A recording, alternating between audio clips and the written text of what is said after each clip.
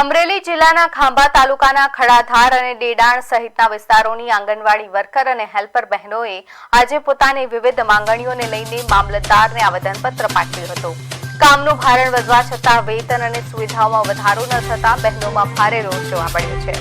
મોંઘવારીના સમયમાં લાંબા સમયથી પગાર વધારો ન થતા આંગણવાડી કાર્યકરોમાં નારાજગી છે। જો આગામી દિવસોમાં આ પડતર માંગણીઓ સંતોષવામાં નહીં આવે તો બહેનોએ ઉગ્ર આંદોલન કરવાની ચીમકી ઉચ્ચારી છે।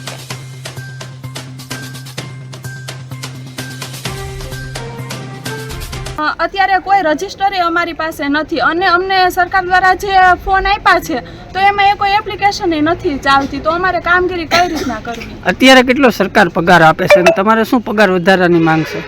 અમારે અત્યારે છે ને હાલમાં 10,000 જેટલો આવે છે, પણ અમારે 24,500 જેટલી માંગ છે અને ઓફિસ વાળા બી એટલું પ્રેશર કરે છે અને જિલ્લામાંથી ભાઈ એટલું બધાને પીઓ મેડમ સહિત બધા પ્રેશર કરે છે કે ભાઈ તમે ઓનલાઈન કામ કરો અને તમને નોટિસ આપશું એમ, બરોબર। અત્યારે અમારો વેતનનો પ્રશ્ન છે કે અમારું વેતન બધાનું વધે છે તો અમારો વેતનનો પગાર વધારો થયો જ નથી।